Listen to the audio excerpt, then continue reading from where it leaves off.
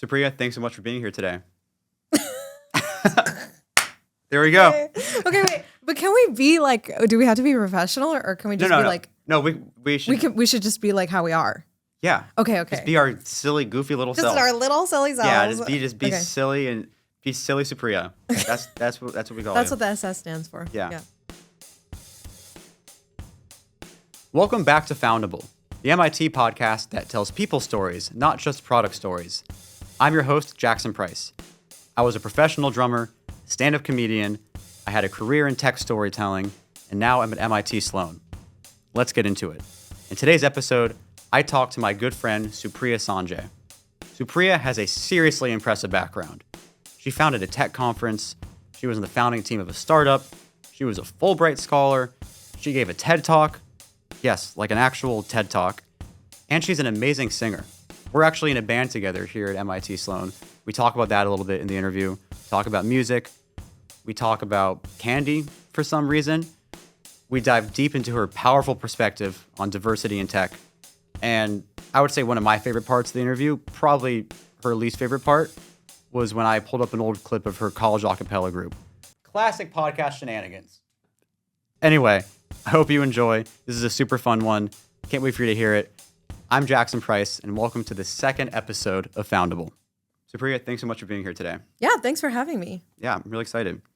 So I ran into you between classes a few days ago. Yes. And I told you that I wanted to work on being more like high energy and animated. Yeah. On camera. Yeah. And you told me that I should probably just have a bunch of candy for the show. We did have candy before this. We had candy. So I pulled up earlier this morning with a bag of Sour Patch Kids.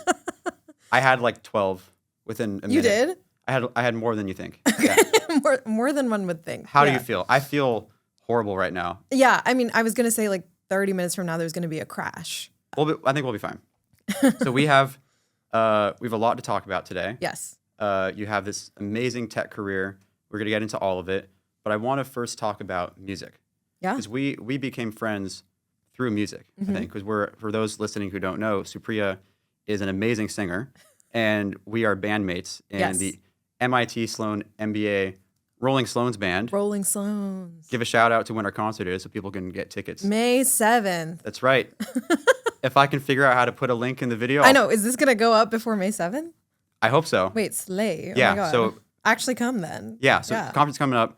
But Supriya and I, we became really good friends last semester on the way back from rehearsal. And I feel like we had this one Uber I trauma dumped on you during an Uber. No, it was great. Yeah. I trauma dumped back onto you. We bonded over bonded over the dumping. Yeah. And I think we've been like really good friends ever since. Yeah. And I have to talk about music because it's such an important part of our friendship and your identity. So I want to start this podcast by playing for the audience a snippet of you and your college a cappella group. No! Singing Dream On by Aerosmith. No, oh my God, not Dream On. I had an actual nightmare that you were going to find that video last night because it's the worst solo I did in that group. Well, I took a voice memo of the YouTube video. Please no, can you do the Jess Glynn song? I have airplane mode on my phone. Just it's do too it. late. Just do it. It's too late. Just do it. It's over for me.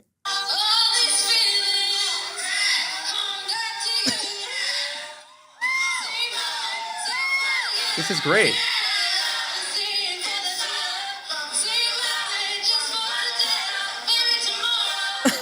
It's almost over. I know, I can see it. Yep.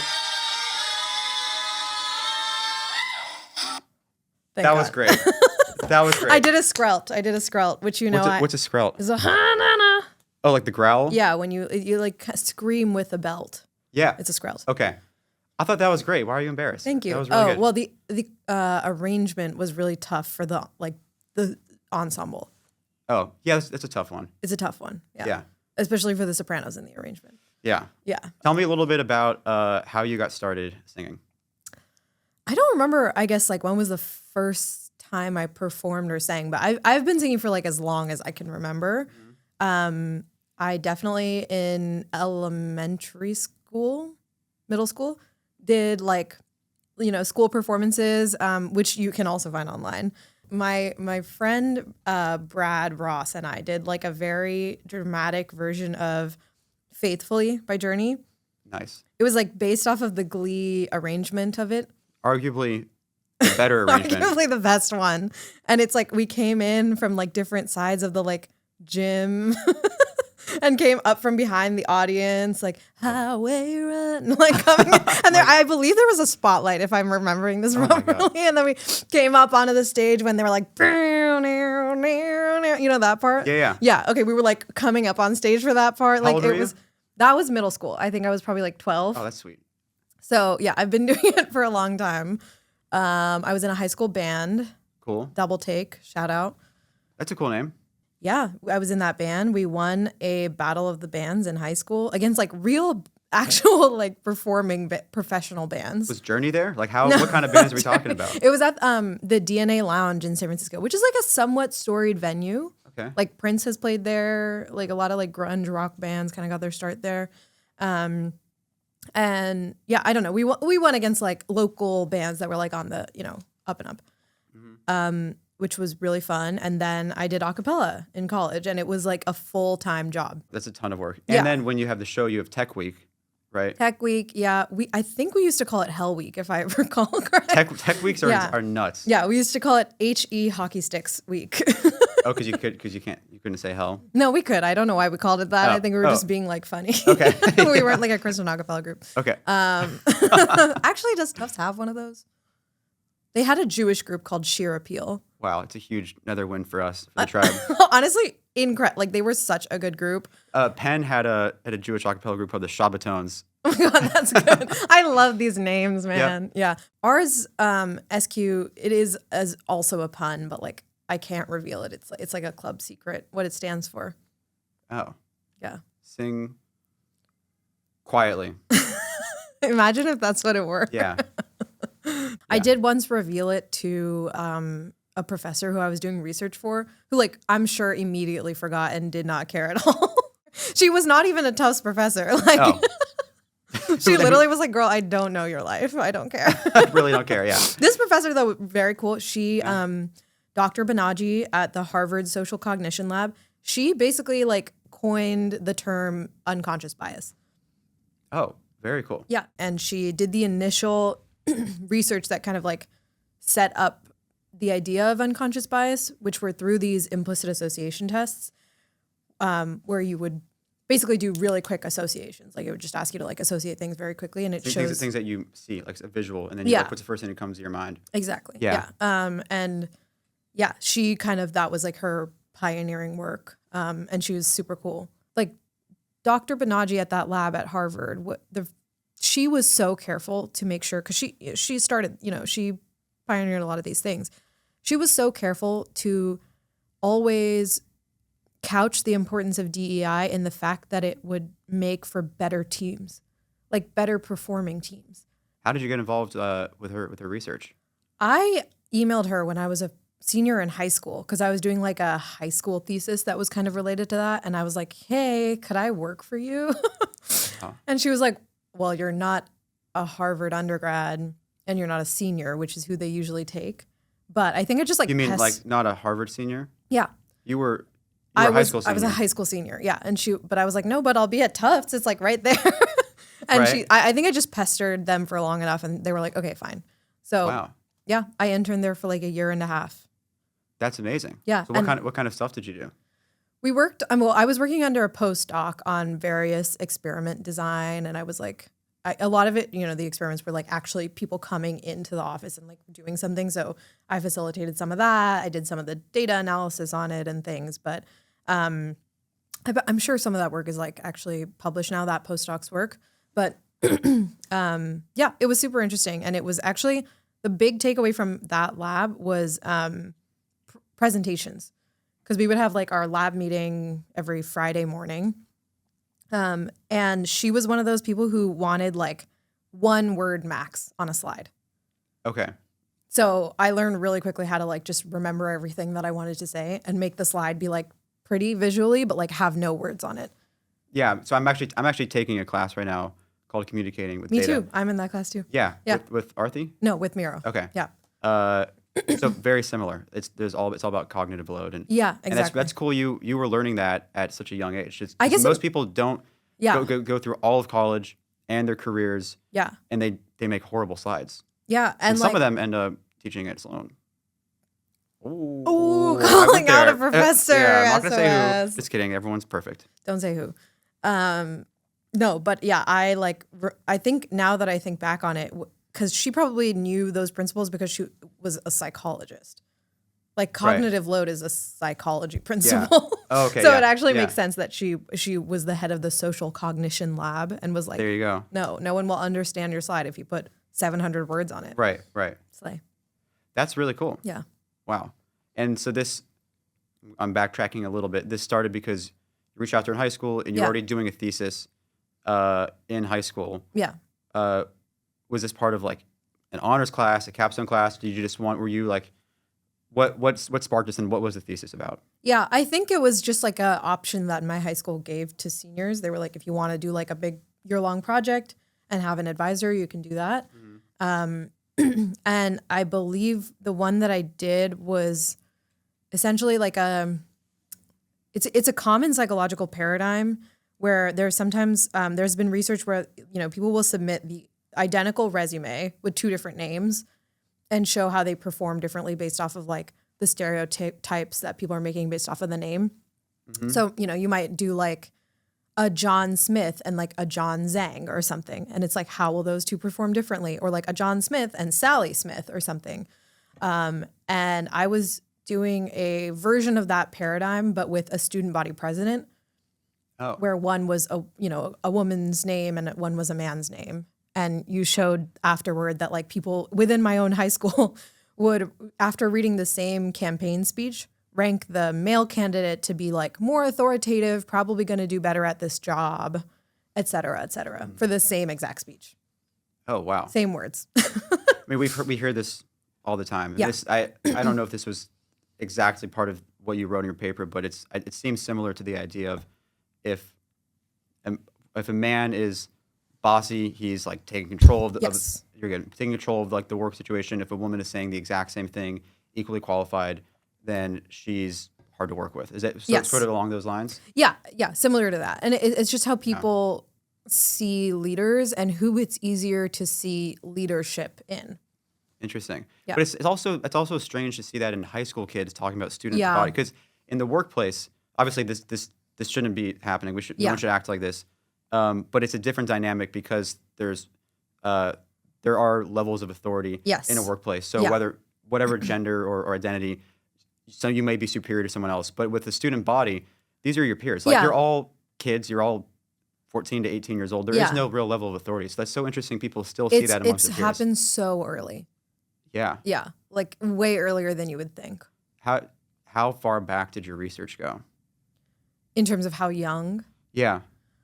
Do you remember? I know this is a while ago. It was high school. I think it was just I only polled high school seniors. Okay. Yeah. So, I mean, at that point, you're like 17, 18. Right. Yeah. You're like almost of actual voting age. Yeah, true. Which is scary. Yeah. Sad to know. Yeah. But yeah. Look how that turned out. I know. Rip. Yeah. So this actually is a nice segue to what I want to talk about for the bulk of this podcast, because a lot of your like the mission behind your work and your career, especially the start of your career, has been in some way tangential to or directly related to these biases. And you've accomplished so many incredible things. Thank you. You were like an all-star computer science student at Tufts. I don't know about all-star. Those are my words, not yours. But I really think, from what you told me before, you seriously were. You founded a tech conference. You were in the founding team of a startup. You've worked at Amazon. You were a Fulbright scholar. You had a TED Talk. Yes, which you did watch. I did watch. Yeah. It has tens of thousands of views on YouTube. Yeah, and tons of weird comments. Tons of weird comments, but those people are dumb. It was really, really great TED Talk. Thank you. And a lot of it was sort of related to, I guess, what I'm about to ask you, which is the first line, the first thing you say in this TED Talk, and I wrote it down. You started the talk with, "From a young age, I felt that tech did not have a place for me." Yeah. So how young are we talking, and why did you feel that way? Yeah, so I think a lot of this has to do with like where I grew up, like the heart of Silicon Valley, and at a time when I guess iPhones came out when we were like in middle school, early middle school. around then.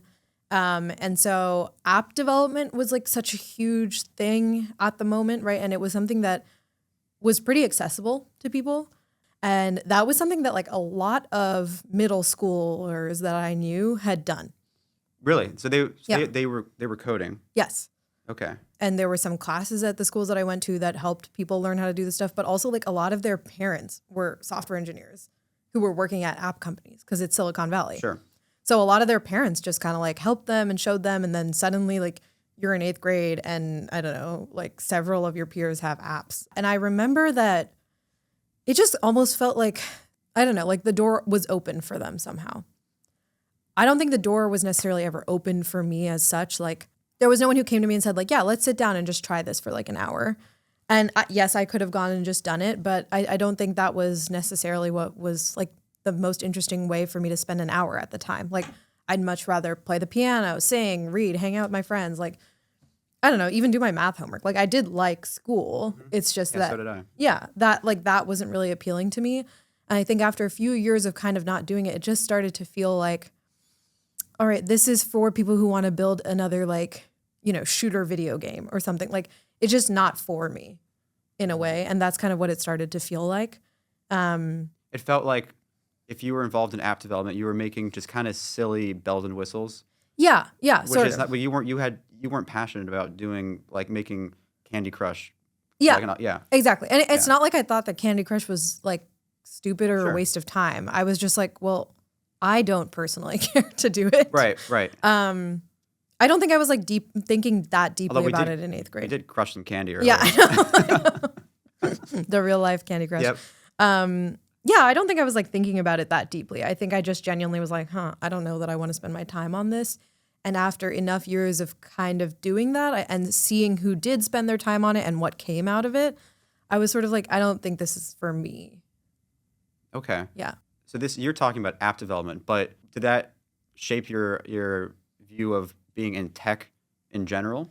Or did you at the time just equate working in tech means developing apps? Because you were a kid. I mean, we all lack that perspective at that age, so that's fine if you thought that, but let me know what you think. I think to a certain extent I did think that, but I also, like, growing up in that area, you are surrounded by, like, the actual big tech companies of the time, right? And I just remember, I don't know, like, hearing the story about Mark Zuckerberg and, like, what Facebook started off as and it being so misogynistic, like, and knowing that those were the people that were now, like, doing really well in this business kind of just, it turned me off, even when I was like in high school. Because clearly, I mean, in high school, I was already thinking about misogyny and like how gender affects how people are perceived. So yeah, it just in general, like what I saw in the industry and what I saw among my peers who were kind of getting into it, neither one really felt appealing to me or like there was anything of use happening there. Right. Yeah. But eventually you kind of brought these things together. So far it sounds like you have this awareness of maybe of some bias and misogyny, and also just the fact that tech is I'm not being welcome into it. Yeah. And then you're also interested in studying computer science, right? Because that was your major. Yeah. So at some point but it wasn't at the beginning. It wasn't. Oh, really? Yeah, I was pre-med first. You were. Oh, okay. Yeah, which was a big part of. Well, I mean, to be frank, the reason I chose Tufts was because of the acapella. I mean, I chose my school because there was like this tiny little side jazz band that I could join without being like a full-on music student. So I totally get it. Which really worked out well for me because if I had chosen it based off of the major, I mean, it changed. But what didn't change was I did acapella all 4 years. There you go. So, yeah. But I mean, when I came into Tufts, I was planning on being pre-med. Pre-med is not a major though, right? It's just a track of classes. Yeah. So you need to do like a major on top of that. And the major that I had declared was this interdisciplinary major that required you to take, at minimum, 2 classes in computer science, 2 in philosophy, and 2 in psychology. Mm-hmm. So when I started taking those 2 classes was when I first was exposed to like computer science classes at Tufts. And it was one professor in particular who kind of like somehow pulled my grades. I don't know actually how she did this. She wasn't my advisor at the time. She pulled my grades and saw that I was doing terribly in my like bio and chemistry classes. Okay. And she had taught me a couple of my first comp sci classes and I was TAing for her already. And she was like, are you sure you want to like keep doing this? Because you're really good. Like the comp sci stuff seems to just come naturally to you. Yeah. And like you're getting C's in chemistry, my guy. Yeah. Okay. So yeah, Got it. she was making a valid point, and she was like, why don't you just try out, keep going down the comp sci path, and if you hate it, a semester from now you can go back to pre-med. And I did what she said, and like I remember halfway through the semester, she saw me in the hallway of the comp sci building. She was like, so what are you thinking? Like, what's your decision? And I was like, on what? I'm thinking I'm late for class. Leave me alone. Yeah, like I forgot what she was talking about because I enjoyed it so much, and Right. I was doing well. And that's how I became a comp sci major. Oh, really? Yeah. Wow. I like stumbled into it. Oh, that's amazing. Yeah. So I then- did not mean to be one. So then, really, from then, it was just like really easy decision. Drop the pre-med. Yeah. Focus on comp sci. Yeah. Were there any times where you felt, sort of going back to the quote at the beginning of your TED Talk, like an outsider, or like you didn't belong? Yeah. I think what happened is something that's very common at a lot of schools where the first couple of classes in the comp sci major are like pretty 50-50 in terms of gender parity. And then as you get sort of further along, like honestly, there's a huge drop off between the second and the third class in the sequence. And the third class is the one that you can only take if you have declared the major. Right. Second class you can just take if you're dabbling. And so, yeah, I mean, as kind of I got into sophomore, junior, senior year, it started to be the case that I was maybe one of, 10, 15 women in a room with a class of like 50, 60.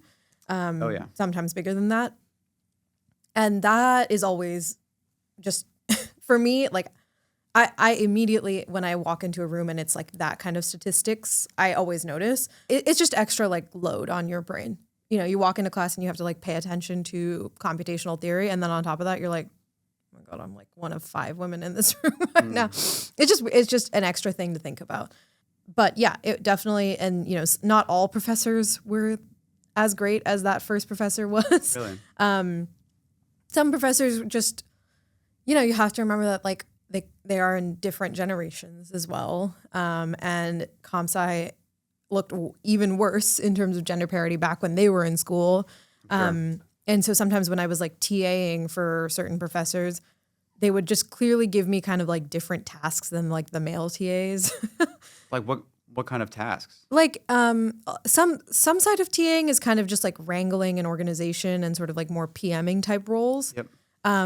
And oftentimes like women get stuck with those roles more frequently just because people think women are more organized.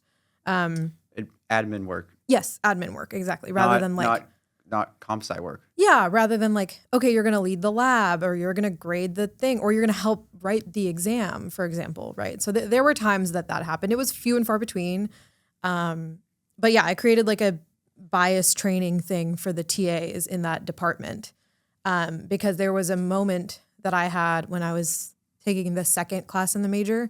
And I remember like going to office hours, asking a TA for help. And he did that thing where he assumes your problem is like much simpler than what it actually is. Has this ever happened to you? Go on. Maybe Yeah. Go on. So let's say, you know, you're working on a problem set and you come up and you say, hey, I'm having problems with question 3. And he assumes it is the first part of question 3, like the basic understanding to even like start working at all on question 3 is where you're lost. Right. And you're like, no, I got that part. And he's like, oh, okay, so it must be the next one. Like just one step above that. And I'm like, no, got that part too. And you had to keep going until they finally get to the part that you're confused about. And it's just frustrating because it's like, I can tell that you're assuming that I'm stupider than or not stupider, but you know, that I'm more lost than I am. And that happened like all the time. Really? Yeah. You know, an easy way to fix that is just say, oh, what part of question 3? Not too hard. And so that's what I said in the training. I was like, just like meet them where they're at. Don't assume you know where they're at.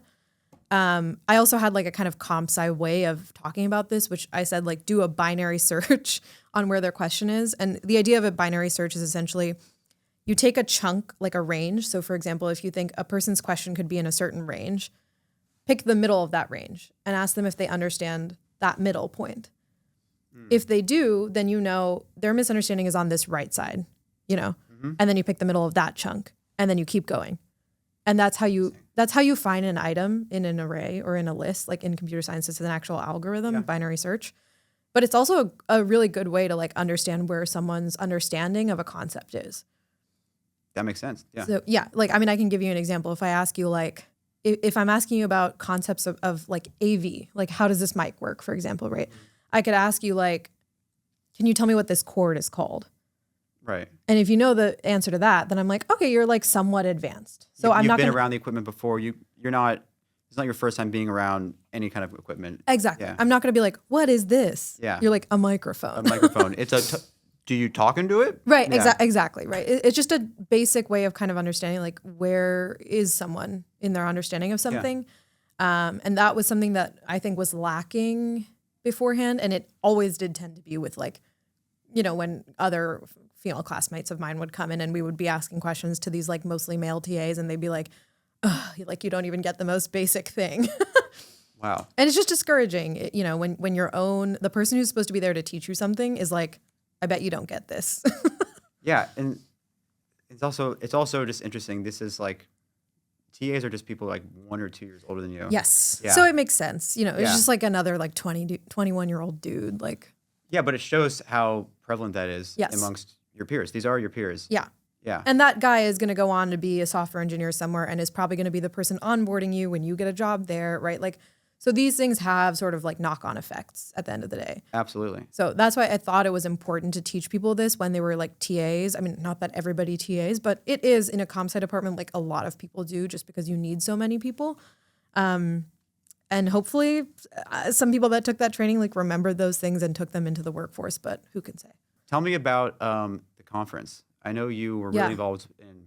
You founded a conference. Tell me about that. Yeah. So me and my still very close friend Iris, I had dinner with her last night.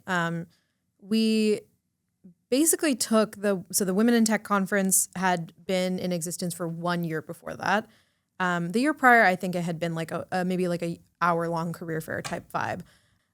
But really, I think what our vision for that event was like having been in that department for 3 years and, you know, kind of like struggling through it, being like Struggling just because it's a hard major. it's a hard major. Yeah. It's hard to be a woman. It's hard to be a woman of color in that major. All of the above. Yeah. And we were like, wouldn't it be cool if we could make like one day where like, you know, you weren't the only woman in the room. Like it's more like you look like everyone else in the room. It's a place where you can talk to employers and you know that they are looking for diverse talent and that like they'll actually do a good job of making sure that diverse talent like stays and has a good time, you know, working at their company. I think we worked on it it was in September and we started working on it that like January of that same year. So it was like a 9-month labor of love. Oh, wow. Yeah. And Planning a conference is a lot of work. It's a lot of work. And this was like really almost from scratch. We raised like over $25,000 in sponsorships, like corporate sponsorships. And I believe like 400 people came or something. It was one of the biggest student-led conferences at the time. Definitely one of the best funded. And I remember many people telling us, like asking us who planned the event, like because they thought it was like a professionally. We had a team of like 30 people, like 30 other girls that really just killed it. Like, wow, great. It was really cool. And it was, I think after working on that for 9 months, you know, after, you know, it was all done and over and I was kind of looking back on it, I realized like those days that I knew I had like maybe a sponsor call or I had a call with the team or something, those are the days that I was like jumping out of bed. Really? Like I was just so happy to do what I was doing. And I don't think I understood really why, or like, I was like, do I just love logistics? Like, what is it about that? I just love signs. Maybe I love signs, right? Maybe I should like work for a sign company. You want to work in big sign? Big sign, indeed. But now I think like years later, it's clear to me that the reason I liked it was because it was the opportunity to help close an access gap. So there are actually like several of my friends, and I know outside of that as well, many other people who got jobs from that conference. Wow. Like from meeting employers, you know, sponsors that came to that conference. And on top of that, it's just, I'm sure people made friends, you know, people met these speakers. Maybe they saw different career paths that they didn't even know about. And it's now in its 8th year. Wow. So it continues, and it continues to have that effect on like the women in comp sci community at Tufts. yeah. And like, there's, it's probably one of the most like rewarding things I've ever done in my life is to just feel like, okay, I made one day where these girls can feel like, yes, this is where I belong. Like, I'm not the odd one out here. And maybe I can have a career in this if I find it interesting. And that's, like, it sounds simple, but if I can just continue doing that for the rest of my career, I'd be like happy. Nice. I love Yeah. that. So that was your senior year. Yeah. What was next in your journey after college? Yeah. So at that point, I started working full-time as a software engineer at Amazon Robotics, which is a subsidiary of Amazon. It was originally a startup and it got bought by Amazon, I think in like 2016. So only a couple years before I started. And it was still like, it felt like the startup for the first like little while that I was there. They were slowly kind of like becoming Amazon, working in all the like leadership principles and things like that. Yeah, but it was a really challenging job, but like a great learning opportunity. Mm-hmm. I was working on a pretty high volume, high intensity product. So like 2 months into that job, I pushed a line of code that crashed all of North America. That was you? I remember that. Oh, wow. Yeah, it was like no one could put anything into inventory for like 3 hours in North America. Wow. You must have felt great about yourself. I know. I was 2 months in. I was like, oh, getting fired. Yeah, 2 months out of college. Yeah. First role. Yeah. Yeah. Like the youngest person on that team by far. It was stressful. But actually, I had a great manager at the time, and he was like, look, this is the nature of working on a mission critical system. Like when you mess something up, you're going to mess it up at scale because this is Amazon. Everything is at scale. And now you know. And like, that's just, you have to get used to doing that. So honestly, that was great to get out of the way early on. I did bake cookies for the entire team afterward because I was like, I'm so sorry, you guys. Oh my God. And he was like, don't bake cookies again. It makes it worse. Yeah, he was like, don't do that. Yeah, we all they were hate Toll cookies. House, please. It's not like I was like, yeah. I got home at like 10:30 that night. Just a bunch of leftover cookies that no one ate. Yeah. Okay. But that was that first job. Okay, well, good learning experience. Yeah. When did you get involved in intern hacks? Yeah, that was during my time at Amazon Robotics. So because I worked at Amazon Robotics until like July of 2021, I think. And intern hacks was the 2020 summer. Okay. It was the first summer of COVID. So can you explain to everyone what intern hacks is and how you got involved? Yeah. So intern hacks was essentially an ad hoc internship program that was supposed to give students an opportunity to work on a project over the course of the summer, specifically students who had lost their internships because of COVID-related cancellations. So I don't know if people remember, but like a lot of tech companies canceled their huge internship programs in like March of 2020. And I remember thinking like, oh my God, if I did not have my internship at Amazon Robotics, I would not have gotten this job. And I thought about all the students who like had an internship at wherever and then it was canceled and now their job prospects were like completely in jeopardy. And so we basically put together this like ad hoc internship program. So it wasn't like an internship at a specific company. It was really just like an intern at Intern Hacks. It was entirely virtual. We ran it like entirely. I think we probably got like 800 applications. 800. How did you get the word out? Social media. Seemingly so fast. Yeah. I mean, yeah, like at the time I was like a year and a half out of college. So I was still pretty plugged into like the college comp sci like scene. So we, sent it out through college, like student groups like NSBE, WIX. NSBE is National Society of Black Engineers. WIX is Women in Computer Science, like groups like that. We decided we were able to take 100 people because that's like the size that we could support well. We took those 100 students and we paired them onto teams of like 4 or 5. And then we just told them like, pick a problem and come up with a solution for it using tech. And it wasn't, you just said this, but it was not pick a problem for host company blank. Nope. It was pick a problem that exists in the world. Yeah. And we were like, maybe pick a problem that like you see in your life because that's the one you're going to know the best, right? Like, unless you're going to go out and do all this PMR, which I don't even think I knew what PMR was at the time, right? So I was like, pick a problem that you have or someone on your team has. And what was awesome was that like most teams ended up picking these sort of like civic and social impact problems to solve with their projects for the summer. Were they encouraged to do that kind of No. project? We literally just said like pick a problem. These kids, without even us saying anything to them, like they solved because they were just problems in their lives, things that they genuinely saw as important. We didn't tell them to do that, right? There was one that was like a learning video game that was like based off of like women scientists. So you like learn how to like, you learn about the periodic table through like Marie Curie or something. And it was like for little younger kids. Yeah. Nice.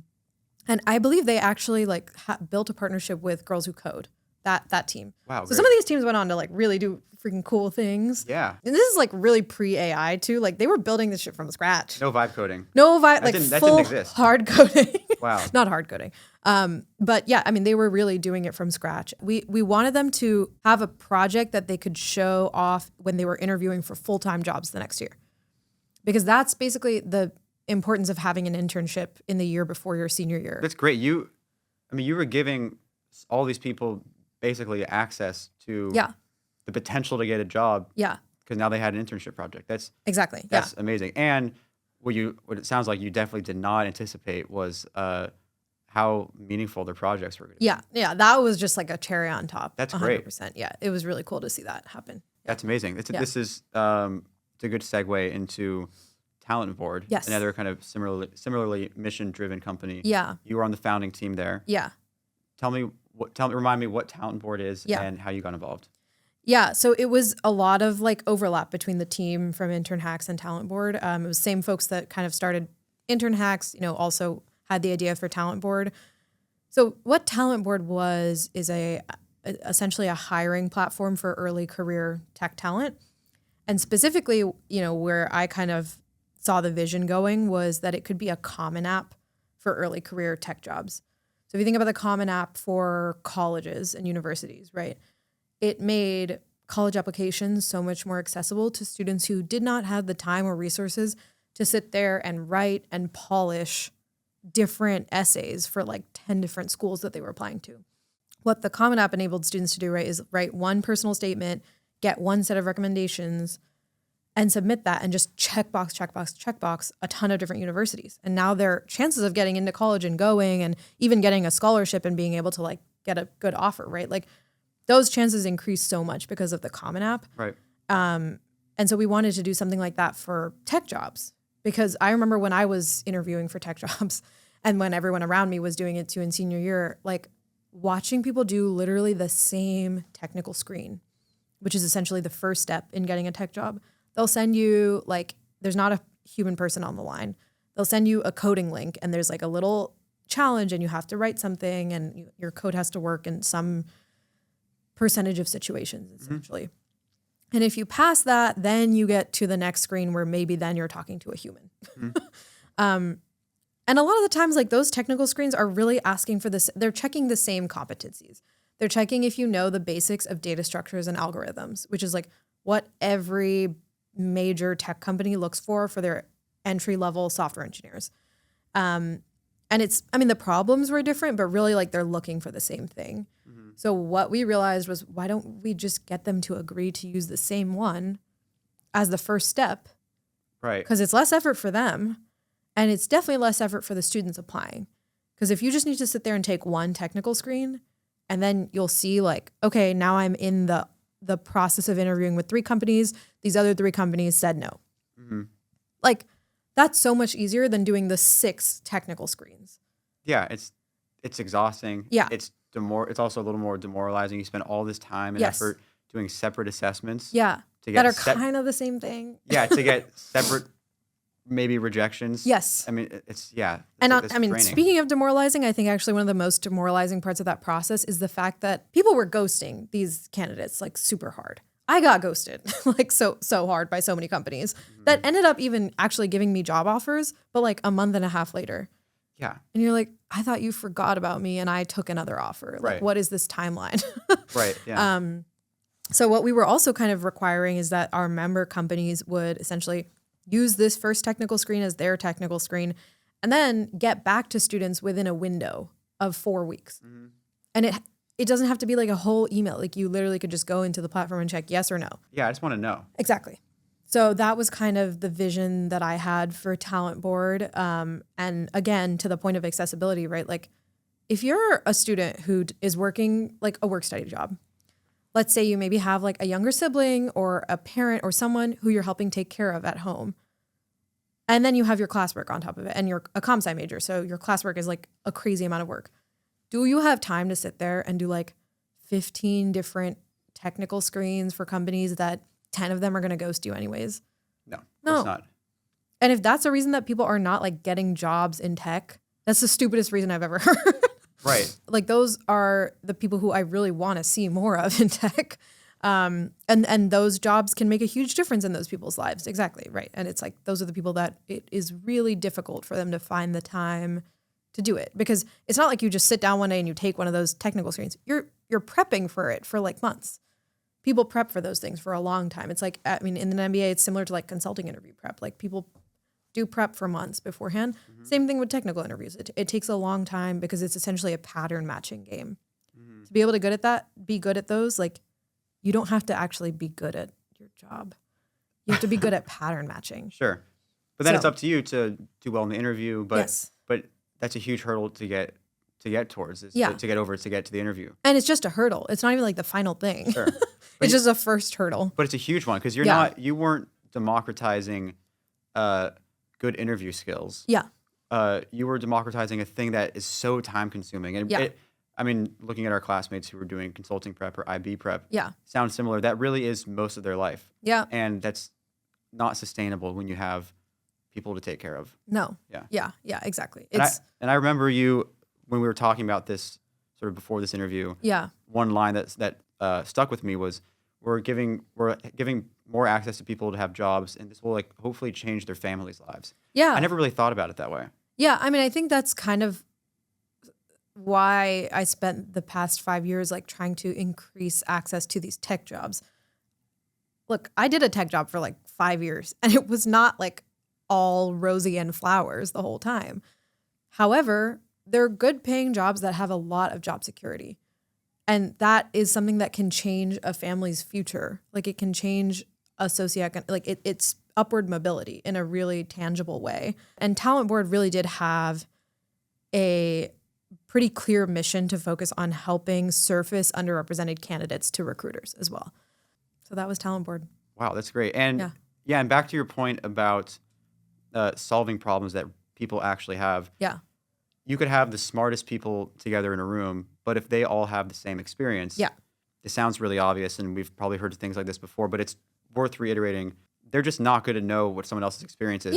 Yeah, exactly. And it's like, you know, when we talk about algorithmic bias, I don't know. One of the most clear examples to me is when those touchless hand dryers first came out, like, you know, in the bathroom, you go in and it blows air on your hand. For the first like iteration of them, they didn't work for people of color. Really? Like because the systems were only built to recognize like white skin essentially. Wow. Because they had only been built by and tested by people with white skin. Oh, wow. Yeah. So like simple things like that. It doesn't take like having a computer science degree to be able to understand the issue there. Mm-hmm. Right. You just need different types of people in a room. And that means it can't also just be a room of people that look like me, right? Like we're going to also just have similar thoughts. So yeah, I really think, and it's tough to see where DEI is now and like how it's become this like plaything for the right. I think it's even more important now to really understand, go back to like the first principles of why this was important and not think of it as this performative thing that it may have become at some point. And I also think this is where it starts to get really interesting to think about. Mm-hmm. Maybe someone who has a diverse background isn't going to bring up a problem that like only affected them, like as a blank person who's underrepresented. Yeah. But even just the fact that there's someone different means that they just have a different perspective on engineering. Well, actually, again, like what this early research showed is that when teams are more heterogeneous, right? Like when you're about to walk into a room where not everyone looks like you, you actually do a better job of preparing for the meeting because you expect more pushback from people. Like that's what the research has shown. So even if like, to your point, right? Like even if someone's not bringing in like, oh, well, my community has this problem, like that aside, people just come into these teams being more well prepared, and those teams do tend to have more back and forth on an idea. There's just a lot, like it takes a lot longer for them to converge on something because people are coming from different places and they're like, well, I don't see why this would work, or have you thought about this idea, and blah, blah, blah. That always makes a plan or an idea stronger. Like as an engineer, you're taught to always poke holes in something. Like you're taught, think about where's the edge case? Like where is the point where this is not going to work anymore? And that's what makes like a really good engineer. And teams that are diverse, like just actually have been proven to do that way better. So you might have a harder time on that team. Like if I look back on my first team at Amazon Robotics, like it wasn't just a bunch of like people that looked exactly the same, right? We came from vastly different schooling systems even, because there were people from across the world. There were ML PhDs on that team. And then like me. Right. Right. Like little old me. Right. Little old me. Like Little old me who just was 2 years ago, I was just singing Dream On by Aerosmith. Exactly. And now I'm here. Yeah. Yeah, you're going to go into that meeting being like, well, okay, what is the ML PhD going to say to this idea? Like, let me make sure it's a little stronger, right? Like, Right. That's just actually how it makes a difference on a very concrete level. And like, those are the things I think sometimes we just need to go back to when we talk about like this lofty thing of DEI. Like, it makes you better. It just makes you better at what you do. It makes the outcome better. Yeah. Yeah. Before we wrap, anything that you're working on or anything that you're looking forward to in our second year at Sloan? Yeah, I this was a really helpful conversation to me. When you first brought this to me and we had our initial phone call about it, I think that helped me recenter myself in like a time that business school, lots of people say it's like drinking out of a fire hose, right? Like there's so much coming at you, and in a really privileged way, there's so many opportunities and so many career paths, and you're kind of like, oh, I could do that one, I could do that one, I could do this one. This conversation and like the few weeks that we've been talking about this has just reminded me that the times I've been the most fulfilled in life is when I'm like trying to close an access gap for someone somewhere in a way that I feel like is important. And yeah, I just hope I can keep finding ways to do that. So That's thank amazing. you. Yeah. Well, thank you for being here. I'm really glad. This is super fun. One last thing before we wrap. Yeah. Off the top of your head, give a shout out to one person. Who is it? Jane Booth, who you know as well. Yeah, Jane's great, of course. Yeah, Jane Booth, my core team member, who I met at a different school's admin day and several times before who you also met. I met her. Yes. I met her at another unnamed school's admin day. Yeah, unnamed school. Yeah. And we had like our paths crossed so many times before we actually started here. And then we were put on the same 5-person core team together and the same ocean out of like 430 people. And I think we both just took that as like a cosmic thing of like, okay, the universe wants us to be friends. And we are great friends now. She's been really supportive through some stuff I've been going through. And yeah, shout out to her. Shout out to Jane Booth. Yeah. Jane's great. Jane's great. Yeah. Awesome. Well, thanks again for being here, Supriya. This Thank was you. super fun. Yeah, this is super fun. Thanks for having me. Yeah, of course. And Nice. cut. And cut.